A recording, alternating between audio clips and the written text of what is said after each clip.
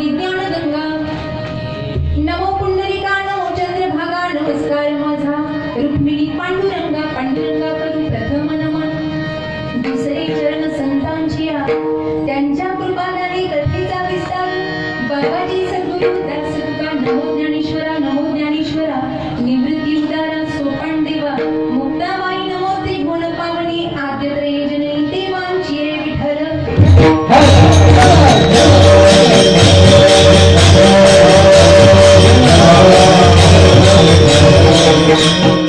जटाटवी गलत जल प्रवाह पावितस्थले. जटाटवी गलत जल प्रवाह पावितस्थले. गलय वदं व्यतं विता भुजंग तुंग मालिका. दमट दमट दमट निनाद वट्ट हरवय. चकार चंड तांडव तनो पुनः शिव शिव. चकार चंड तांडव तनो पुनः शिव शिव. चकार चंड तांडव तनो पुनः शिव शिव. कैलास राणा शिवचंद्र मोळी. फणेंद्र माथा मोठी झळाळी. कारण्य सिंधू भवदुःख हारी. तो जगील शंभो मज गोड. गजाननं भूतगणादि सेवितं कपीत जम्बूफलचार भक्षणं. उमासुतं शोक विनाशकारकं नमामि विघ्नेश्वर पादपंकजं. अंतरेची घेतो गोडी पाहे जोडी भावाची. देव सोयरा देव सोयरा देव सोयरा दिनांचा. आपुल्याच वैभवी शृंगारावे निर्मळे. तुका म्हणे जीवी सवे प्रेम द्यावे प्रीतीचे. अनंत कोटी ब्रह्मांड नायक राजाधिराज महाराज. सर्व जगाची सत्ता याच्या हातात आहे. सर्व सत्तेचा जो नायक आहे अशा पांडुरंग परमात्म्याची अमोघ सेवा करत असताना निष्काम भावभक्ती करत असताना वैराग्याची मूर्ती प्रगट झाली देहू गावामध्ये. आणि वैराग्याचे मूर्तिमंत साधू देहू निवासी वंदनीय महाराजांचा आजच्या सेवेसाठी निवडलेला 4 चरणाचा अभंग आहे. माईबाप या अभंगामध्ये महाराज देवाचा स्वभाव सांगताय. काय घेतो आणि काय देतो भक्तांविषयी हा त्याचा स्वभाव आहे. आणि तो स्वभाव या अभंगात वर्णन केलेला आहे.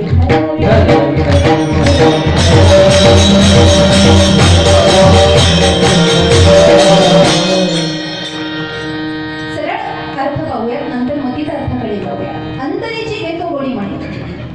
अंतरंगामध्ये जी गोडी आहे ना भक्ताच्या ती त्याला हवी हवीशी आहे. बाकी त्याला काही लागत नाही. बाकीचा बाजार पसारा त्याला आवडत नाही.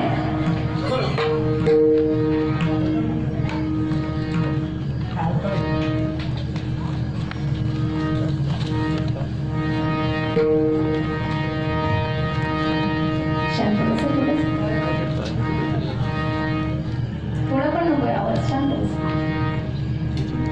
बाकी त्याला काही आवडत नाही. त्याला आवडते ती अंतरंगातली गोडी. मुझे वेद पुराण से क्या.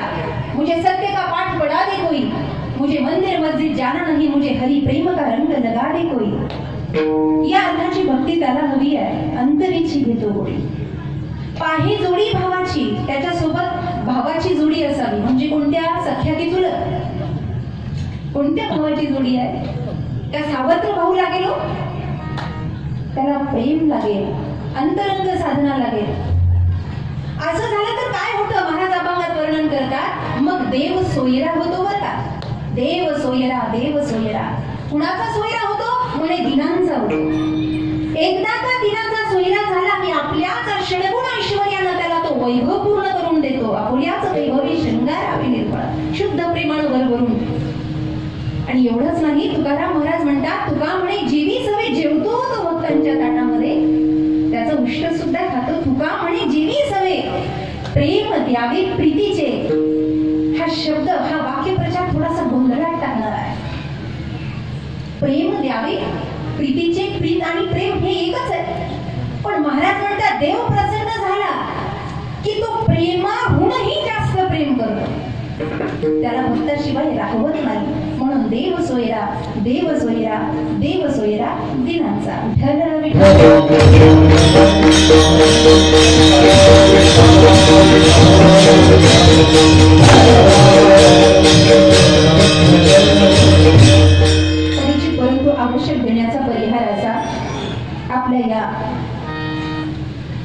ऐतिहासिक पौराणिक मान गावामध्ये ज्या मानला मान सन्मानाची चिंता नाही असं मानगाव, आणि या मानगावामध्ये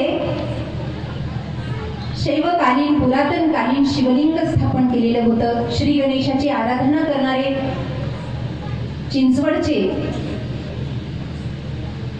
मोरया गोसावी सर्वांचे श्रद्धास्थान आहे. अशी स्थापना काही वर्षापासून शतकांपासून या ठिकाणी होती, पण त्याचा कुठेतरी स्वरूप विशाल व्हावं, चांगलं कार्य व्हावं, शुभ कार्य व्हावं असं काहींच्या मनात आलं. माईबाप, चांगलं काम त्या वेळेला होत असतं ज्या वेळेला 3 गोष्टी महत्वाच्या असतात: शुभ संकल्प, क्रिया आणि परमात्माची कृपा. मनामध्ये शुभ संकल्प असावा लागतो की आम्हाला हे करायचंय. आपलं घर बांधणं, शेतीबाडी बघणं, गाडी बंगला बघणं, परिवार बघणं, पण देव आहे त्याला राहायला चांगलं घर असावं, त्याचं मंदिर असावं, त्याचा जीर्णोद्धार व्हावा, त्यावर कलश स्थापना व्हावी, अन्नदान व्हावं, गावामध्ये भजन कीर्तनाचे कार्यक्रम व्हावे, हे क्वचित काही सज्जनांच्याच मनात येऊ शकतं. शुभ संकल्प महत्वाचा आहे. दुसरी गोष्ट, क्रिया महत्वाची आहे. मनामध्ये शुभ संकल्प आला पण क्रियाच केली नाही तर पोरीचं लग्न करायचं, पोरीचं लग्न करायचं, पोरीचं लग्न करायचं, पण मुलगाच बघितला नाही तर लग्न कसं होईल? क्रिया करावी लागेल, बघायला जावं लागेल घरदार. ठीक त्याप्रमाणे क्रियाही झालेली आहे. बांधकाम झालं, संपूर्ण माणगावचं युवा मंडळ, त्यांचे प्रमुख, अधिप्रमुख, अध्यक्ष, उपाध्यक्ष, सचिव असा एक गट निर्माण झाला, आणि या तरुणांच्या वडीलधाऱ्यांच्या आशीर्वादानं, माता भगिनींच्या सहकार्यानं हे मंदिर उभारलं गेलं. शुभ संकल्पही झाला, क्रियाही झाली, पण परमात्माची कृपा नसेल तर काहीच होऊ शकत नाही. आज परमात्माची कृपा आहे म्हणून आपण मंडपात बसलेले आहात. जशी श्री गणेशाची पुनश्च स्थापना, पुनश्च अभिषेक हे सगळं झालं, तसं हळूहळू माणगावातील सर्वांच्या हृदय मंदिरामध्ये तो राम, तो देव, तो श्री गणेश, तो महादेव पुनश्च प्रगट व्हावा, विशेष रूपानं प्रगट व्हावा, ही विनम्र संत चरणी प्रार्थना. प्रामुख्यानं कुणाच्या तरी निमित्तातून भगवंत कार्य करून घेत असतो, म्हणून या कार्यक्रमाचं नैमित्य झालेले असणारे युवा कार्यकर्ता, हरिभक्त परायण असं आता म्हणलं तरी वावगं ठरणार नाही, कारण अशी नावं त्याच लोकांना शोभतात हो. विशेष करून मला कुणाला बोलायचं नाही, पण ज्याला साजेशी पदवी मिळेल त्यानं ते साजेसं काम करावं. म्हणून आदरणीय नवनाथजी पारखी, विशालजी पारखी आणि त्यांचं मित्रमंडळ, त्यांच्यावर आशीर्वाद देणारी वडीलधारी मंडळी, त्याचबरोबर पंचक्रोशीतील माझ्या दोन्हीही बाजूला भक्कम उभी राहिलेली माझी भावंड वडीलधारी मंडळी, सर्वांची नावं घेता येणार नाही. 2 बंधू आहेत, हार्मोनियम वादक आहेत, माता भगिनी आहेत, म्हणून वारकरी संप्रदायाचा आदर्श डोळ्यासमोर ठेवून मार्गदर्शन करणारे, त्यामध्ये आमचे कोळेकर आबा असतील, अरुण महाराज असतील, धारू काका असतील, माझे बंधू शेखर महाराज जांभूळकर असतील, आदरणीय बंधू विठ्ठलदादा पारखी असतील, सर्वांचं नाव घेता येणार नाही. इथे या सर्वांचा सहभाग लाभला आणि हे सुंदर मंदिर तयार झालं. आल्याबरोबर मी बघितलं आणि मला असं वाटतंय, तुम्हाला काय वाटतं मला माहित नाही, पण तुमच्या पंचक्रोशीत असं मंदिरच नाही. मला एवढं सुंदर, एवढं देवपण, एवढं सोज्वल्य आणि एवढी सुरेखता, देवाचं तेज. मंदिरं बांधणं सोपी आहेत, पण मंदिरातलं देवपण टिकवणं अवघड आहे. वारकरी बनणं सोपं आहे, पण माळ टिकवणं अवघड आहे. सप्त करणं सोपे आहेत, पण शेवटपर्यंत टिकवणं अवघड आहे. मंदिरं बांधली की त्या देवपूजा झाली पाहिजे. याचना, प्रार्थना, अर्चना, वंदना सगळ्या गोष्टी झाल्या पाहिजेत आणि त्या इथे परिपूर्ण दिसल्या. म्हणून उदंड आयुष्याचा माऊलींचरणी आशीर्वाद देऊन आपल्या सेवेला प्रारंभ करू. विठ्ठल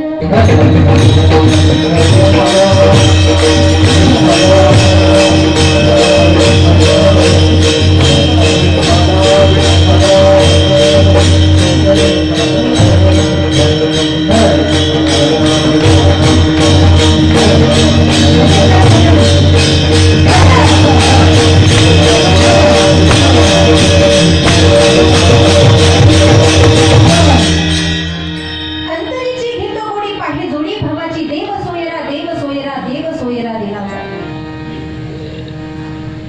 भगवंताचा स्वभाव सांगितला या अभंगामध्ये. तो काय घेतो आणि काय देतो. देसी घेसी तेव्हा देसी, हा त्याचा स्वभाव आहे. श्रीमद भागवत महापुराणाच्या पहिल्या श्लोकात भगवंताच्या तिन्ही गोष्टींचं वर्णन आहे. सच्चिदानंद रूपाय विश्वोत्पत्त्यादी हेतवे तापत्रय विनाशाय श्रीकृष्णाय वयं नमः. भगवंताचा स्वभाव सांगितला, भगवंताचं स्वरूप सांगितलं आणि भगवंताचं कार्य सांगितलं. या अभंगात भगवंताचा स्वभाव सांगितला. साधकासाठी उत्तम साधना या अभंगात सांगितलेली आहे. उत्तम साधना काय आहे. देवाला अंतरंगातली गोडी लागते म्हणे. मग शुगर पेशंट तर खुशच झाले असते, ज्यांना डायबिटीज. अरे वा, देवाला गोडी लागते म्हणे, कुठेतरी आमचा उपयोग झाला बुवा. कर्म साधना, उपासना साधना आणि ज्ञान साधना या भगवंत प्राप्तीच्या 3 गोष्टी आहेत, 3 मार्ग आहेत. त्यामध्ये उपासना. या उपासनेमध्ये 2 प्रकार आहेत. हे बघा, 2 प्रकार आहेत. एक आहे अंतरंग साधना आणि दुसरी आहे बहिरंग साधना.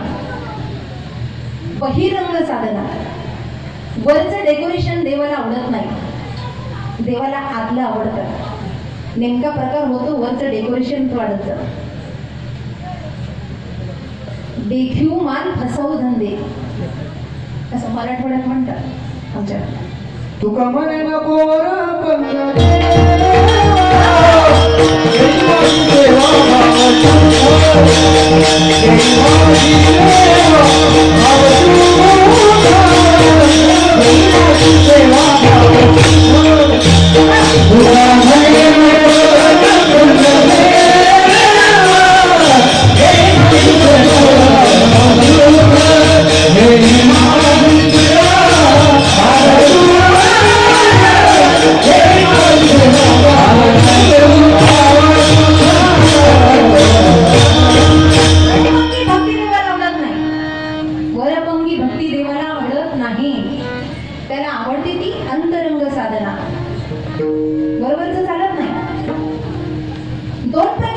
बहिरंग साधना, अंतरंग साधना. बहिरंग साधनेने आपण देवाला आवडण्याचे बरेच प्रकार केले. मग त्यामध्ये नाथ महाराज वर्णन करतात त्याप्रमाणे तुळशी माळा गळा, गोपी चंदन केला, हृदयी इकडे बळा. मग काय, नाकापासून डोक्यापर्यंत गंध लावला, माळा गळ्यामध्ये घातल्या, वारी चालू केली. ती कशी का होईना चालू आहे. आपल्याला आवडतं तसं करण्यापेक्षा त्याला काय आवडतं. प्रेमाची पद्धत आजकाल चुकीची होत चालली आहे. प्रेमाची पद्धत थोडंसं सोप्या भाषेत सांगते. प्रेम करण्याची पद्धत चुकीची होत चालली आहे. ज्याच्यावर आपण प्रेम करतो, मला सिद्धांताकडे जायचंय, ज्याच्यावर आपण प्रेम करतो त्याच्यावर आपले निर्बंध लादायचे नसतात. त्याला काय आवडतं हे बघायचं असतं. ज्याच्यावर आपला विश्वास आहे, ज्याच्यावर आपलं प्रेम आहे, जो आपल्याला हवासा वाटतो त्याच्यावर निर्बंध लादायचे नाही. त्याला काय आवडतं, त्याला फिरायला आवडतं का, त्याला कुठे भजनाला जायला आवडतं का, त्याला कोणते कपडे घालायला आवडतात का, आपल्याला आवडतं म्हणून आपल्या प्रेम करणाऱ्या व्यक्तीवर आपण ते लादत जायचं नाही. आम्हाला या गाडीत बसायला आवडतं, तू पण बस. संत संप्रदाय सांगतो, देव जर देवावर आपण प्रेम करतो ना, तर आपल्याला जसं आवडेल तसं नाही, ते त्याला चालत नाही. त्याला काय आवडतं ते बघावं लागेल.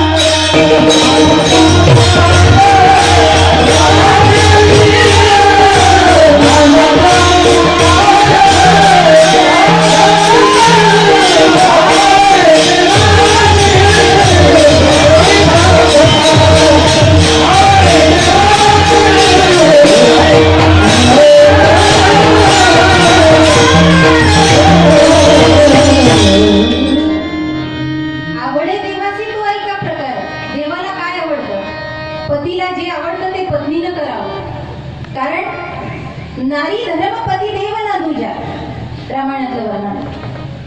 जर पतीला आवडेल तसं पत्नी करेल तर तिचा अधिकार एवढा मोठा आहे. तुका म्हणे पतिव्रता, तिची देवावरील सत्ता.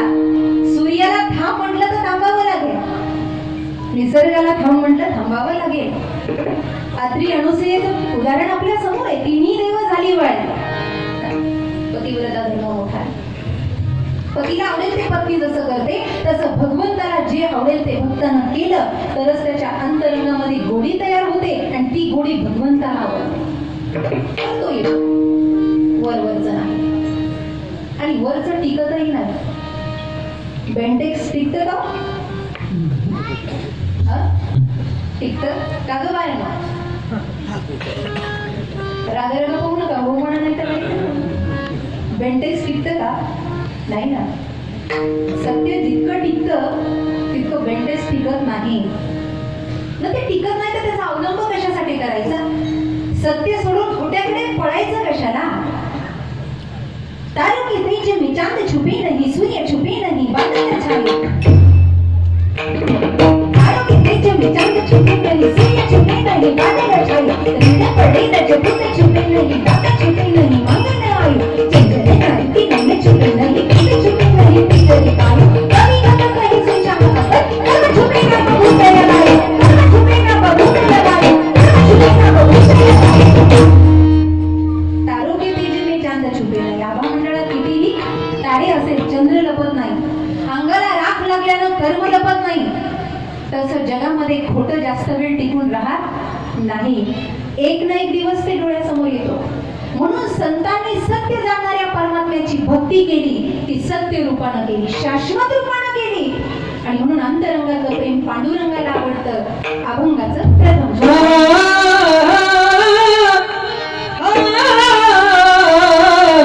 अंतरीची घेतो गोरी.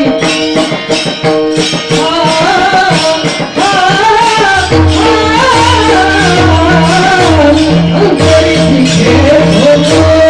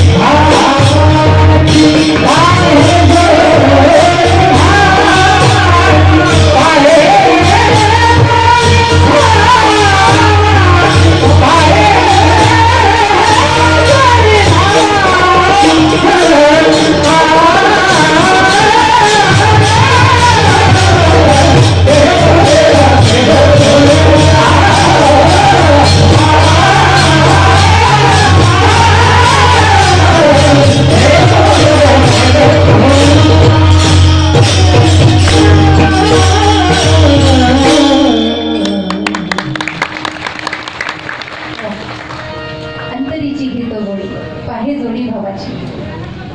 अंतरंग साधना काय आहे? बहिरंग साधनेला महत्व नाही, लक्ष द्या. म्हणून हरिभजनामध्ये बसल्यावर गाणारा मी देवाचा भक्त आहे म्हणून गायलं की अशी अंतरंगातली गोडी प्रगट होत असते. मी गायक नाही आहे, मी लोकांना प्रभावित करण्यासाठी गात नाही, प्रभावित करण्यासाठी मी गात नाही. ज्याच्या त्या गाण्यामध्ये देवत्वाच्या शरणाचा भाव आहे, लता मंगेशकर त्यांना आपण दिदी म्हणतो, भरताची गाण कोकिळा, पण मला नाही वाटत लवकर त्यांना कोणी जय हरी करत असेल, पण मीराबाईच्या चरणावर आपण लोळतोय. ती परमार्थाची पद आहेत होती. मी गायक म्हणून नाही, मी त्याचा रसिक, भगवंताचा शरण म्हणून गातो. वाजवणारा कोई तान मस्त, कोई गान मस्त, कोई कुकी मैना पिंजरे में, कोई अकल मस्त, कोई शकल मस्त, कोई राग रगीरी बागों में वाजवणारा आहे. पण देवाला आवडतं, माझ्या गुरुला आवडतं. चलो मचिंदर गोरख आया म्हणून गोरक्षनाथानं वाजवलं. चलो चौरंगीनाथ, नवनाथ आणि चौरंगीनाथ सगळे नाथ गोळा झाले. चलो मच्छिंदर गोरख आहे. त्याला आवडतं म्हणून मी वाजवतो, त्याला गाणं आवडतं म्हणून मी गातो, त्याला नाच आवडतो म्हणून मी नृत्य करतो, त्याला मी बोललेलं आवडतं म्हणून मी कीर्तन करतो.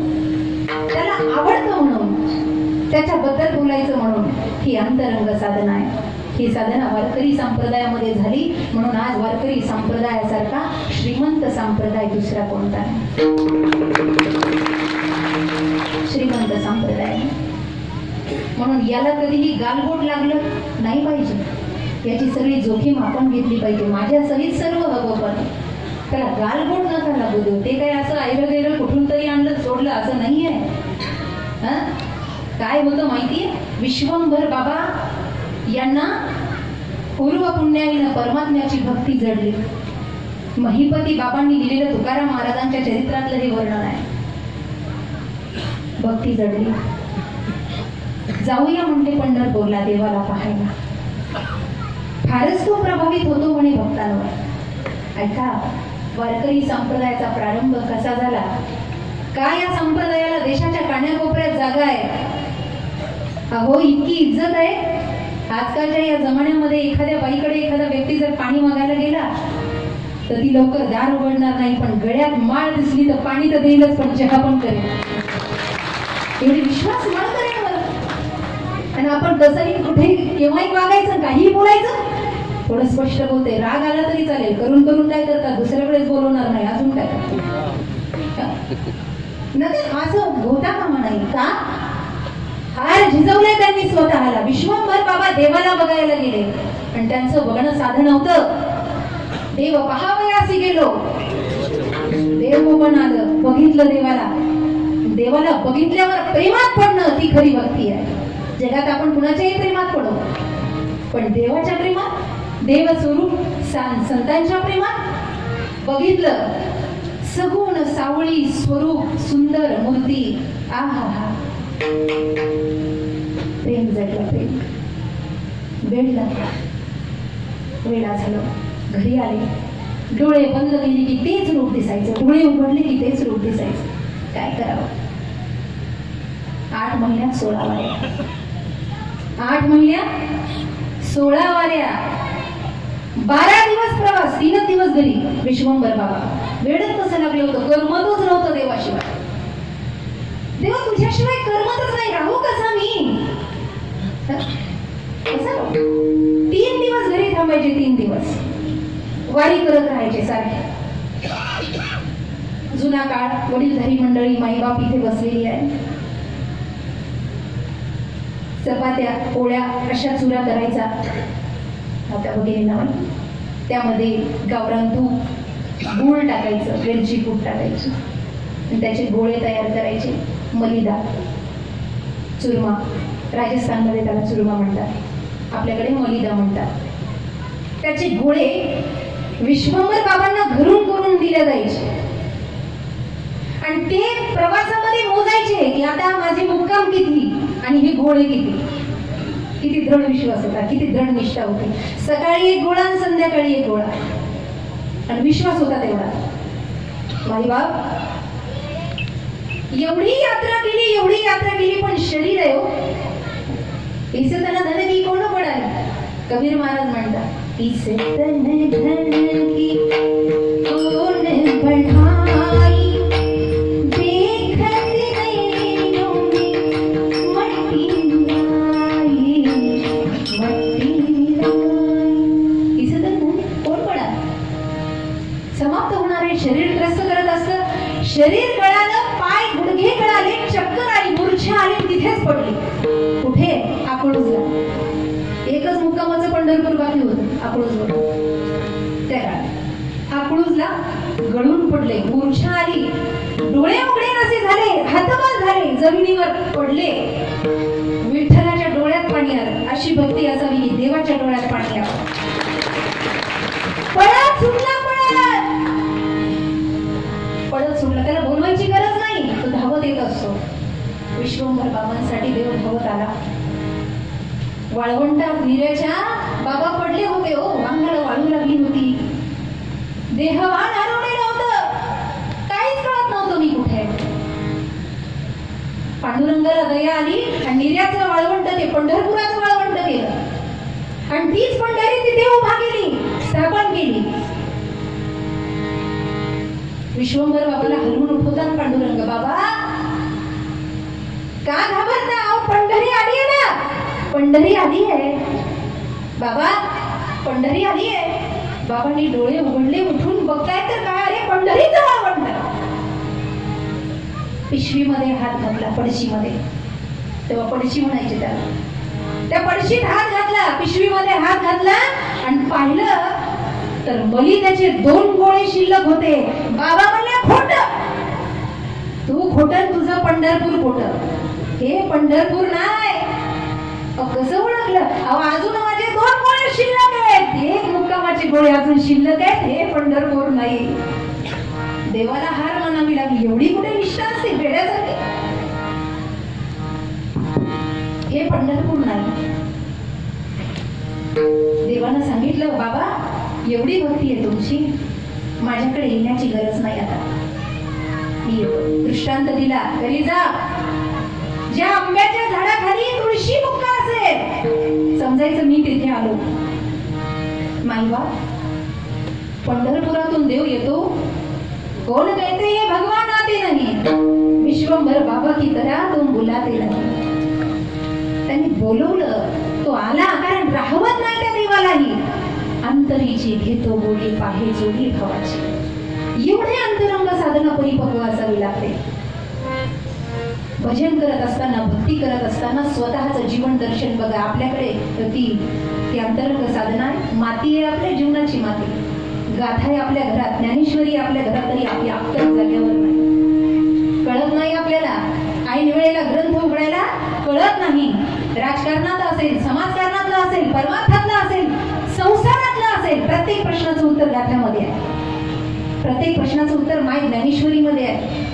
पण आपल्याला ते वेळ नाही. कारण आपलं वरवरच चाललंय. चालताय तोपर्यंत चाललंय.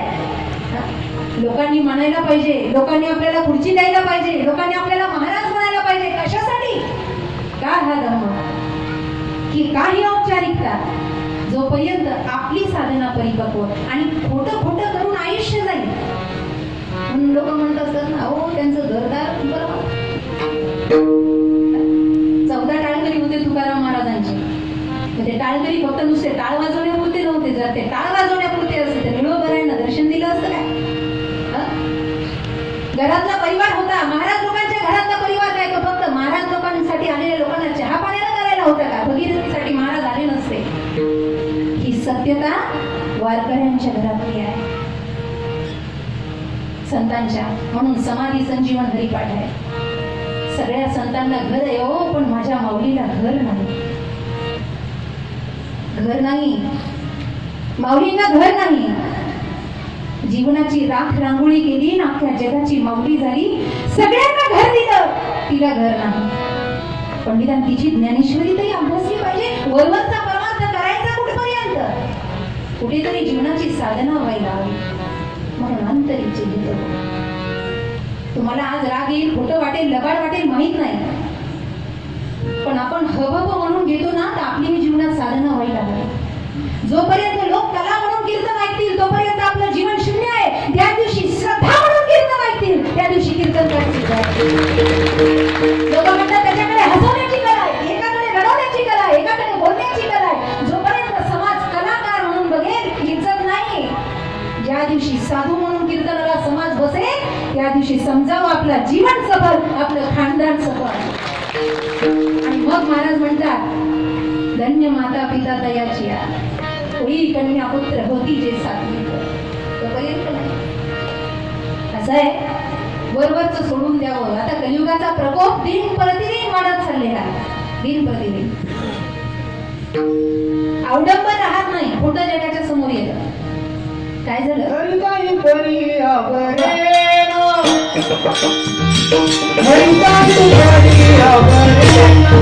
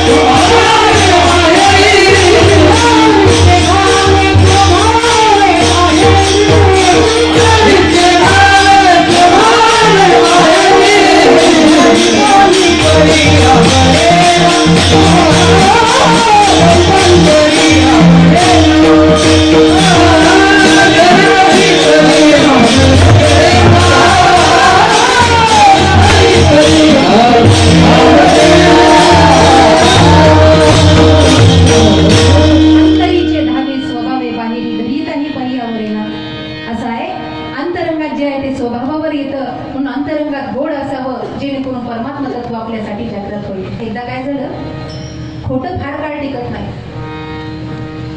राजाला दर्शनाला जायचं होतं. लक्ष द्या माझ्याकडे. राजाला दर्शनाला जायचं होतं. राजाला माझ्याकडे लक्ष द्या. दर्शनाला जायचं. राजा काय असा तसा नव्हता. राजाला दर्शनाला जायचं म्हणल्यावर सगळी व्यवस्था प्रधानजींना बघावं लागायची. अवडंबर खोटं राहत नाही, जगाच्या समोर येतात. त्याच्यावर बोलते. कामाचं आहे जाता जाता घेऊन बरं वाटलं तर काय. राजाला दर्शनाला जायचंय. प्रधानाला आदेश दिला. बोले प्रधान जी हमें तो दर्शन के लिए जाना है, आप कुछ व्यवस्था करो. बोले जी महाराज आपका हुक्म सर आंखों पर. प्रधान जी आता राजाच्या हाताखाली प्रधान, प्रधानाच्या हाताखाली शिपाई. काय झालं? प्रधानानं त्या शिपाईला सांगितलं म्हणजे अरे राजाला दर्शनाला यायचंय, व्यवस्था कर. शिपाई गेला. आता मंदिर बरंच लांब होतं. काय झालं? त्या गावात एक आंधळ होतं आणि ते आंधळ त्या मंदिराच्या पायऱ्यावर पाय पसरून बसलो होतं. प्रधानाचा हा सेवक गेला. लक्षपूर्वक ऐकावर गेला आणि त्यानं पाहिलं की त्या पायऱ्यावर मंदिराचे असे पाय पसरून तो अंध व्यक्ती बसलेला आहे. या शिपायानं त्याला आवाज दिला, ए उठ. एकदा आंधळाच्या आंधळ उगा दुसऱ्याच्या डोक्याला काल, उठ इथून उठ आणि तिकडे जाऊन बस. असे शब्द निघाल्या बरोबर आंधळ्याच्या तोंडून शब्द निघाले, आपण शिपाई दिसताय राजाचे. लक्षात येत आहे ना? आपण शिपाई दिसताय राजाचे. त्याला आश्चर्याचा धक्का, याला दिसत नाही आणि हे म्हणतो तुम्ही राजाचे शिपाई. आश्चर्याचा झटका बसला. त्यानं आपलं ते मंदिर बिंदिर पाहिलं, साफसफाई केली आणि गेला. हे आपलं तसंच बसलेलं. आता येड्याला काही औषध नसतं. कीर्तनकार उकडून पाहिलं का रोज काही औषध नसतं. तो तसाच बसला. प्रधानाला आणि प्रधानाचं आगमन झाल्यानंतर प्रधानजीनं ते पाहिलं आणि पाहिल्याबरोबर प्रधानजी म्हणले, आपण थोडंसं सूर्यदास उठता का? थोडं बाजूला बसा. आंधळ्याच्या तोंडून शब्द निघाले, आपण राजाचे प्रधानच वाटतं. प्रधान सैनिक मागच उभा होता. तो याच्याकडे काय घेऊन तांत्रिक विद्येने काय याला दिसतंय म्हटले. याने यालाही ओळखलं, मलाही ओळखलं. थोडा वेळ झाला आणि आता राजा दर्शनासाठी. राजा ज्या वेळेला महाराज आले त्यावेळेला महाराजांनी हात जोडले. त्याला दिसले नाही पण महाराजांनी हात जोडले. सुरदासजी, विनंती करतो, थोडेसे आपले चरण बाजूला घेता का? या जागेवरून त्या जागेवर आपण प्रस्थान करता का? म्हणजे माझ्या दर्शनाला अडचण येणार नाही. आपण जर माझ्या विनंतीला मान दिला तर थोडंसं लक्ष मी आपल्याकडे येते. पण असं म्हटल्यावर आंधळ्याच्या तोंडून शब्द निघाले, तुम्ही राजाही वाटतं. शिपाईला चमत्कारच कळलं, याला मलाही ओळखलं, राजालाही ओळखलं, प्रधानालाही ओळखलं. राजा दर्शन करून आलेला राजाला इतिवृत्तांत या दोघांनी सांगितला आणि राजा तिथेच उभा राहिला. आणि राजानं त्या सूरदासाला अर्थात त्या आंधळ्या व्यक्तीला विचारलं की तुम्ही माझ्या शिपायाला ओळखलं, माझ्या प्रधानाला ओळखलं, मलाही ओळखलं, कसं काय? त्यानं सांगितलं, ये उठ, तिकडे बस. अशी म्हणणाऱ्याची अवकात फक्त शिपाई होण्याचीच आहे. असा जो समाजामध्ये बोलतो त्याची खुर्ची फार मोठी नसते. आपल्या अवकातीत राहावं माणसानं. प्रधान थोडेसे शब्द चांगले बोलला. सुरदासजी, आपण उठता का? इथपर्यंत प्रधानपद ठीक आहे, पण आपण विनम्र प्रार्थना केली, अशा शब्दाचा मनुष्य राजा होऊ शकतो. विनम्रता. राजा थक्क झाला आणि प्रधानानं कानातच जाऊन राजाच्या सांगितलं, म्हटले, महाराज, अहो हे आंधळ इथं काय करायचं? याला उचला ना आपल्या दरबारात घ्या, म्हणे आपल्याला कामाला येईल. खोटं फार काळ राहत नाही. उचललं आंधळ्याला, दरबारात नेलं. राजानं सांगितलं, 2-2 शिपायाच्या जवळ याला आंघोळ घाला, कपडे घाला, याला खाऊ घाला, कधी ना कधी तरी कामाला येईलच म्हणले. ऐका, बराच काळ झाला. राजाला खरे मोती विकत घ्यायचे होते, खरे मोती. आणि मोती विकणारा तो व्यापारी आला. आणि आल्यानंतर राजानं त्याला विचारलं, म्हटले, व्यापारी बाबा, मला शिंपल्यातले खरे मोती हवे. शिंपल्यातले खरे मोती हवे. तर लगेच ते आपलं ती गाठोडी काढली, त्यांना ते खरे मोती दाखवले. भाव ठरला, व्यापार ठरला, किती मुद्रा द्यायच्या, किती सोनं द्यायचं, सगळं ठरलं. कारण ते विकत घ्यायचं होतं. सगळं ठरलं, सगळं अगदी ठरलं.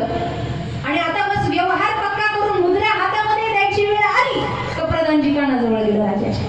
ते आंधळ काय खायला आणलं काय? फक्त त्याचा उपयोग काय? त्याला बोलू ना, कारण हे मोती खरे की खोटे आपल्याला माहित नाही. आपलं आंधळ हुशार आहे. आणलं त्या आंधळ्याला दरबारात. आणल्यानंतर ते मोती हातामध्ये दिले.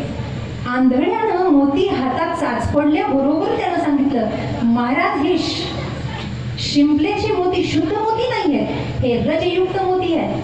रजयुक्त याचा आकार लंबा आहे, रजयुक्त मोती आहे. शिंपल्यातले शुद्ध मोती कशी असतात? शिंपलं उघडलं आणि स्वाती नक्षत्रातलं जल पडलं, खरा मोती. पण शिंपलं बंद होण्याच्या आत जर वाळूट आली आणि वाळूचे कण त्यामध्ये घुसले तर ते मिक्स होतात आणि रजयुक्त मोती तयार होतात, खरी मोती नसतात. या व्यापाऱ्यानं तुम्हाला फसवलं. व्यापाऱ्याने लोटांगणच घेतला आंधळ्याच्या पायावर. राजाला वाटलं, वाह, किती मुद्रा वाचवल्या यानं. आणि कायच म्हणला, काय करावं? त्या व्यापाऱ्याला काय ते बोलला राजा, काढून दिलं. आणि राजा प्रसन्न झाला. आंधळा ऐकत होता. राजा म्हणला, अरे आंधळ्याच्या सेवेत कोण कोण आहे? इकडे या. शिपाई पळतच आले. अरे म्हणले, याच्या भातावर 2-2 चमचे तूप जास्त वाढा आणि याच्या ताटातले लाडू वाढा म्हणले. आंधळ्याला खाली मान घातली गेलं नाही. काही दिवसानं घोड्याचा व्यापारी आला. घोडे विकत आला. घोड्याची पारख. 2 घोडे होते, छान होते. एक काळं होतं, एक पांढरं होतं. राजाला बघितल्या बरोबर इतकं आवडलं. राजा प्रसन्न झाला. वा म्हणला, लगेच व्यापार, लगेच सौदा करून टाका. काय मुद्रा असतील ते बघा, लगेच देऊन टाका. कानाजवळ प्रधान आला का? प्रधाना तेवढंच काम होतं. तो म्हणला, महाराज, आंधळं काय उपयोगाचं येत आहे? तेव्हापासून अजून खातच आहे म्हणलं. उपयोगाचं काय? आंधळ्याला बोलून आणलं. काय म्हणले, महाराज, माझी आठवण काढली. अरे म्हणले, घोडं घ्यायचंय, 2 घोडे आणलेले. व्यापारी म्हणतो, दोन्ही घोडे कामाचे आहेत. तो म्हणलं, थांबा. आंधळ्यानं पहिल्या घोड्याच्या अंगावरून हात फिरवला आणि दुसऱ्या घोड्याच्या अंगावरून हात फिरवला आणि सांगितलं, माझ्या उजव्या हाताला जे घोडं आहे महाराज, ते युद्धाच्या कामाचं आहे. आणि डाव्या हाताला जे आहे ते फक्त वरातीत नाचण्याच्या कामाचं.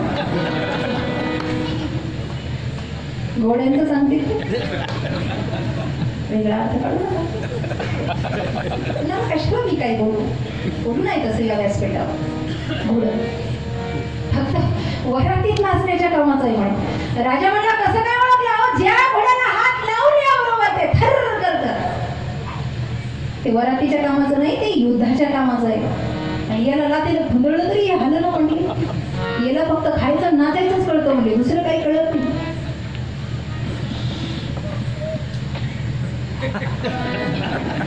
समजदार कोणी शहरात असं झालं. पैसा वाचला, राजा एवढा खुश झाला, एवढा म्हणले आंधळ्याची सेवा करणार इकड्या, याच्यात ताटात 2-2 लाडू जास्त वाढा. खुश झालो मी याच्यावर. तूप वाढा, लाडू वाढा. गेले आंधळा देऊन. प्रधानाला काम नव्हतं. एक दिवस ते राजाजवळ येऊन म्हणलं, महाराज तुम्ही एक गोष्ट तुमच्या लक्षात आली का? म्हणले काय? अहो हे आंधळ सगळ्यांबद्दलच सांगते, पण तुमच्याबद्दल काहीच सांगितलं नाही आहे. आता गप्प बसव मला. पण काही लोकांना गप्प बसवतच नाही मला, रिकामे उद्योग करायची सवय. याचं काय चाललंय? विठ्ठल विठ्ठल.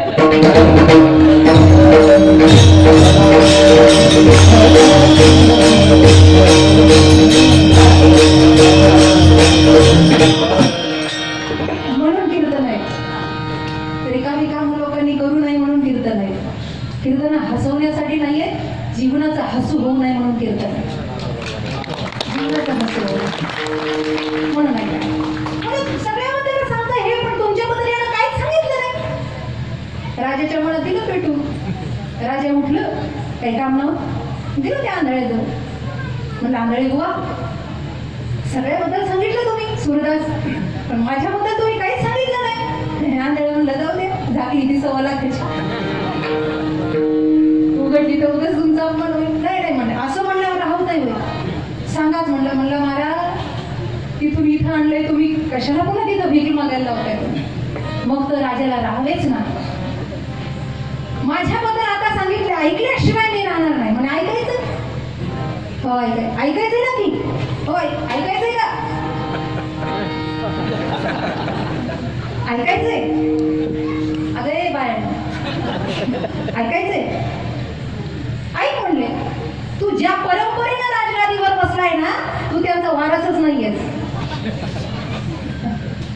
तू त्याचा वारसच नाही. राजाच्या पटकन पाय गळाले, राजा खाली बसला. काय म्हणताय तुम्ही? विचार तुझ्या आईला जाऊन. धावतच आईकडे गेला, धावतच गेला. आई हे मी काय ऐकतोय? बाळ कळाला तुला? बाळा मला संतती झाली नाही, आम्ही निपुत्रिक आहोत, निपुत्रिक आहोत. मग आई मी कुणाचा आहे नेमका? बाळा आपल्या पाकगृहामध्ये स्वयंपाक करणारा आचारी होता, त्या आचार्याला जुळं झालं होतं. जुळं त्यातलं एक आम्ही घेतलं आणि एक त्याच्या जवळ आहे, तो आचार्याचा आहे. राजानं मान खाली घेतली आणि राजा आंधळ्याजवळ गेला. म्हणलं, बरं मी यांचा नाही, पण मी कोणाचा आहे सांगा? तो म्हणलं, तू आचार्याचा आहे. म्हणलं, तुम्हाला कसं कळलं? हो म्हणलं, जेव्हा जेव्हा तुम्ही खुश झाले तेव्हा तेव्हा तुम्ही लाडून तूपच वाढविलं.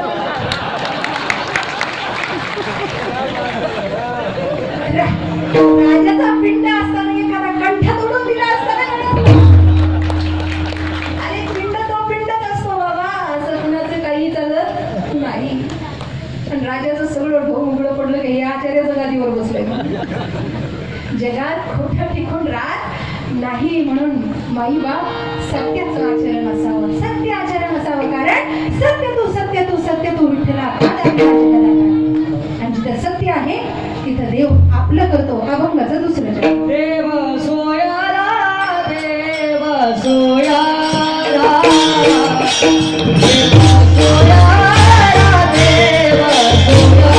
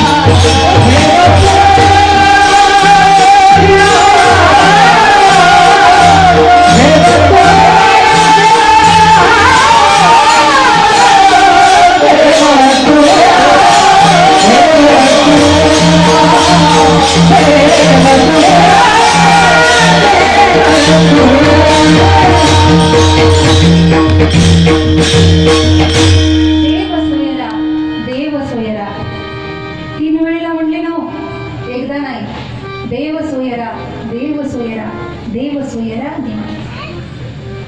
जे दीन आहेत या जगामध्ये. आता हा दीन शब्द फार महत्वाचा आहे. दीन कुणाला म्हणावं, अनाथ कुणाला म्हणावं बरं का. अनाथ पुरुष मंडळी वाईट वाटून घेऊ नका, पण अनाथ कुणाला म्हणावं. ज्याची आई गेली, बाप जिवंत आहे. ज्याचा बाप गेला, आई जिवंत आहे. ज्याचा बाप गेला, आई जिवंत आहे, तो अनाथ नाही. पण ज्याची आई गेली, बाप जिवंत आहे, तो बाप असूनही अनाथ आहे.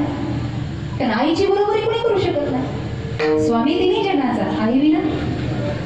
ठीक आहे.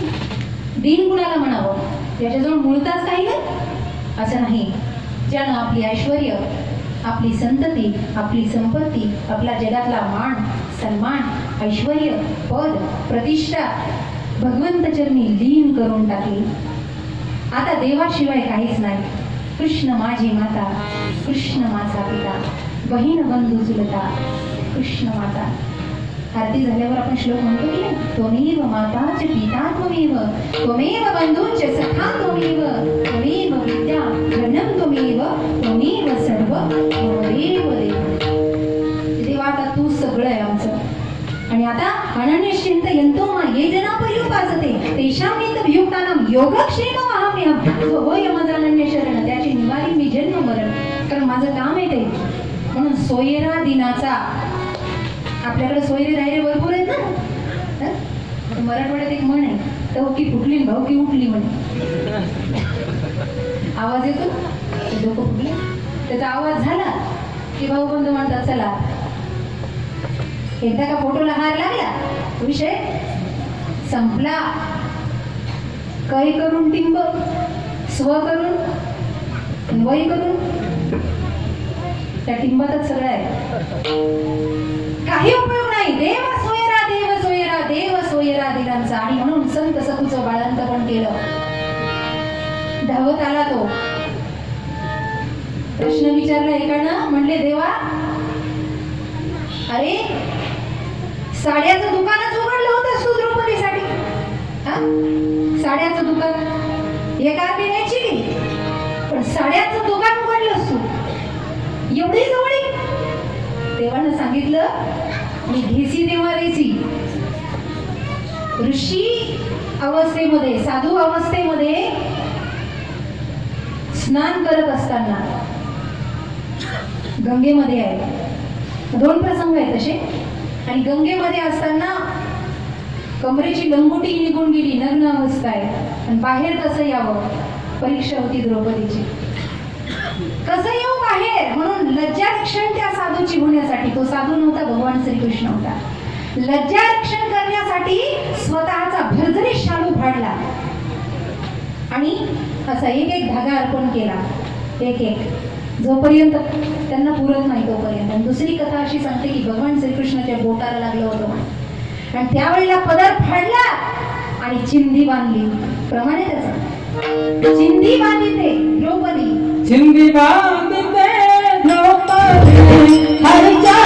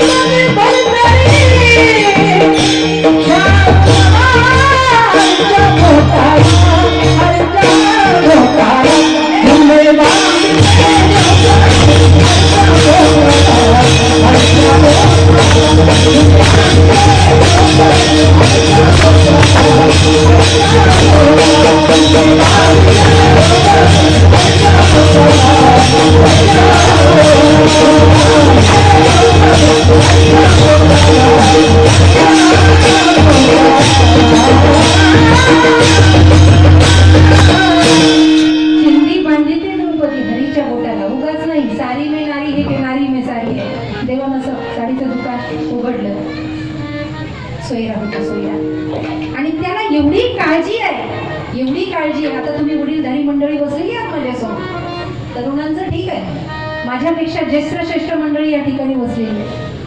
सगळी आपण समोर बसतो. आपल्याला अनुभव आहे आणि असेल जीवनात एकदा तरी देवानं आपली साथ दिली, हा अनुभव असेल की नसेल.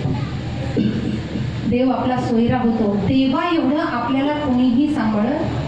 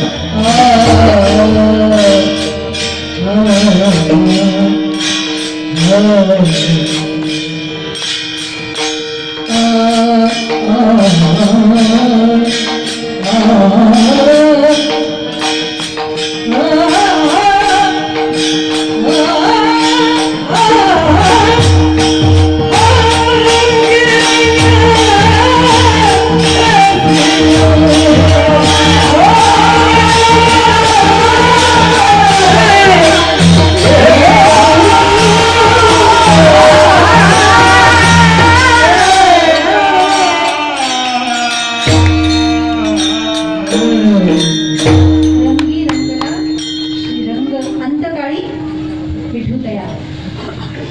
खरी गोष्ट आहे, परमात्म्याशिवाय कुणी नाही. लाज भक्ताची साधावया भक्ती काज नाही लाज. आणि म्हणून आपला शृंगार त्याला दिलं आणि त्याला सुशोभित केलं. पश्चिम महाराष्ट्रामध्ये दुष्काळ पडला होता. दुष्काळ पडला, अन्न लोक करायला लागली, मरायला लागली. कोण देणार, कोण अन्नदाता होणार? पाहिजे ना, राजाचा खजिना रिकामा करावा लागणार. पण ही जोखीम कोण घेणार? कोण घेणार जोखीम? आणि अशा वेळेला निजामांचं राज्य होतं, मुघल बादशहा सिंहासनारूढ होता. आणि तो इतका जालीम होता की त्याच्या चुकीला माफी नव्हती. मागचा गोंधळ, चुकीला माफी नव्हती. ऐका, प्रसंग असा बाका झाला, सज्जनांचं मृदू सवाय नामित तैसे सज्जनाचे पाजर फुटला आणि धाय धाय रडायला लागले. नामदेवांचे पिताश्री नामदेवांचे दामाजीशी रडायला. काय उपयोग आहे ज्याच्या घरात अन्न आहे आणि इकडे प्रजा उपाशी मरती आहे? काहीतरी केलं पाहिजे. लोक म्हणले दामाजी शेठींना, शेठजी असं राजाच्या परवानगीशिवाय खजिना फोडता येणार नाही. खजिना फोडता येणार नाही. ते म्हणले काय होईल ते मी पाहून घे. ऐका, हे इतिहासातले दृष्टांत आहेत ना, हे मुद्दाम कीर्तनात ऐकले पाहिजेत, याची पुनरावृत्ती केली पाहिजे. कारण आता त्याची गरज आहे. हाहान होऊन करण्यासाठी कीर्तन नाही. हे दृष्टांत, हे सिद्धांत, ही पौराणिक कथा, वेळ नव्हतं लागलं त्यांना हे सगळं लिहून ठेवायला. 18,000 श्लोकांचं श्रीमद भागवत महापुराण गेलं. आणि ज्यांच्यासाठी प्रथमतः प्रगट केलं, हो यप्रवजंतु मन पेद पेद कृत्यम द्वैपायणो विरह कातर जुहाव पुत्रेकी तन्मय दया तरो विनोदुस्तम सर्वभूत हृदय मुनिमानतोस्मी. अशी यतींद्र शुकाचार्य. महान भारत देश आहे आपला. खजिना फोडला तामाशेने, खजिना फोडला, अन्न वाटून दिलं. बादशहापर्यंत खबर गेली. बादशाह कोण आहे हो? कोण असा आहे की जो आमच्या आदेशाची पर्वा करत नाही, ज्याला जीवाची भीती नाही, मरणाची भीती नाही? कोण आहे? हम उसे छोड़ेंगे नहीं. लाओ उसे, पकड़ के लाओ, सूली पे लटका दो. उसे माफी नहीं मिल सकती. कठोर काळजाचा होता, नास्तिक होता बादशाह. शिक्षा ठोठावली, फासावर द्यायचं म्हणजे सुळावर द्यायचं, मागतात सुळावर द्यायचं.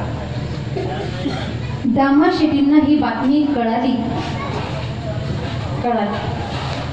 आता काय सांगा मला? भक्ताची इज्जत गेली की देवाची इज्जत जाते. म्हणून त्याची इज्जत वाजवण्यासाठी देव नेहमी येत असतो. परित्राणाय साधूना विनाशाय च दुष्कृतां धर्म संस्थापनार्थाय संभवामि युगे युगे यदा यदा हि धर्मस्य. त्यासाठी तो येतो. निघाले परमात्मा, सर्वांगाची कान करू नका. परमात्मा जसे निघाले तसे ज्या गावामध्ये बादशहाचा महल होता तिथे एका गरीबाची झोपडी होती. गरीबाची झोपडी. आणि ही गोष्ट लक्षात ठेवा, या दृष्टांतावरून कुणाच्या जातीपातीला मला बोलायचं नाही. दृष्टांतच तसा आहे. गरीबाची झोपडी होती, पण तो गरीब तुळशीला पाणी घालत होता, माळकरी होता. आणि देवानं योग्य ठिकाण निवडल्याचं देवाला समाधान झालं. देव होता तो, पितांबरधारी, सुंदर स्वरूप देवाचं. हा हा हा. देव प्रगट झाले. हातातला तांब्या खाली पडला, त्याच्या तो लोटाच खाली पडला. देवाला पाहिल्यावर त्याला आवरलं असेल का? देवाला पाहिल्यावर, देवासारखी दिसणारी माणसं पाहिल्यावर लोक सुधरत नाही.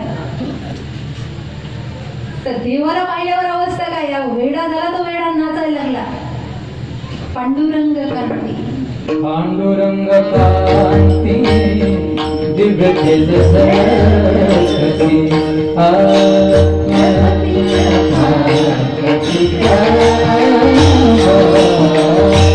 अगणित लावण्य दिव्य कुंजवळे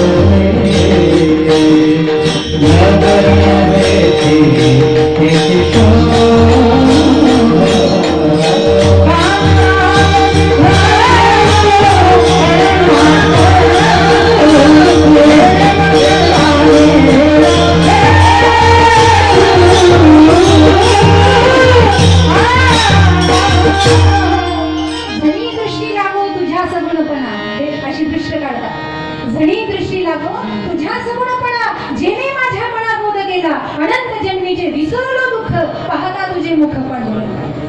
पांडुरंग कांती दिव्य तेज झळकती रत्नप्रिय भाकती प्रभा अगणित लावण्य स्वरूप पाहिलं ते वेळ झालं महाराज आणि हात थरथर कापायला लागली रोमांच प्रफुल्लित झालं आणि देवाला काही बोलता येईना. देव म्हणले घाबरू नको गड्या, तुझ्याकडे काम होतं म्हणून आलं, तुझ्याकडे काम होतं म्हणून आलं.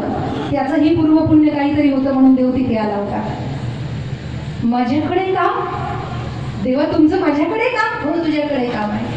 काय काम आहे देवा? मी काय सेवा करू? शिष्यस्नेहम शादी मानत्वा प्रपन्न गीता सांगतो. मी शरणागत आहे तुमच्या, काय काम आहे सांगा.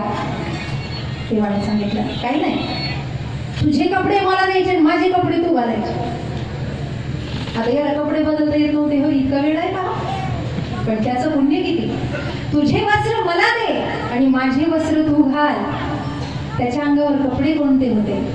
फाटकं धोतर होतं, काळी घोंगडी खांद्यावर होती, मस्तकावर पगडी बांधलेली होती, हातात काठी होती आणि असा वेश त्या गरीबाचा होता.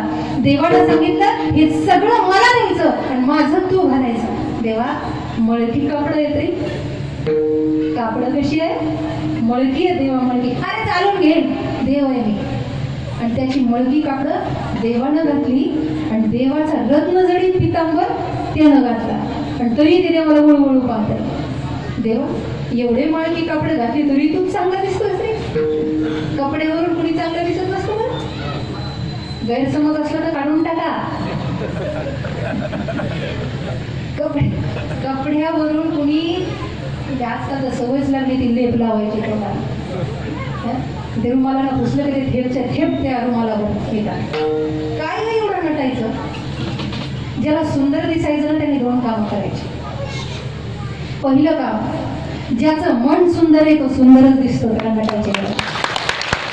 आणि दुसरं, जो जगात सर्वात सुंदर आहे त्याचं ध्यान करायचं. परंपरा भगवतीचं ध्यान करा, श्री पांडुरंगाचं ध्यान करा, गोविंदाचं ध्यान करा, श्री गणेशाचं ध्यान करा. जो जगात सर्वात सुंदर आहे त्याचं ध्यान करा. सौंदर्य आपोआप प्राप्त होतात. काही काही वाटतं हे घातलं तर चांगलं दिसलं, ते घातलं तर चांगलं, उगा माकडासारखा वेश करून टाक. कपड्यानं आता तुम्हाला बसलेला एक प्रश्न आहे माझा, प्रतिभा महत्वाची का प्रतिभा महत्वाची? हो मौन धारण केलंय का आपण सगळं? प्रतिभा महत्वाची. प्रतिमा तर कशाही काढता येईल. आता काय प्रतिमेचाच जमाना निघाला. हा फोटो, तो फोटो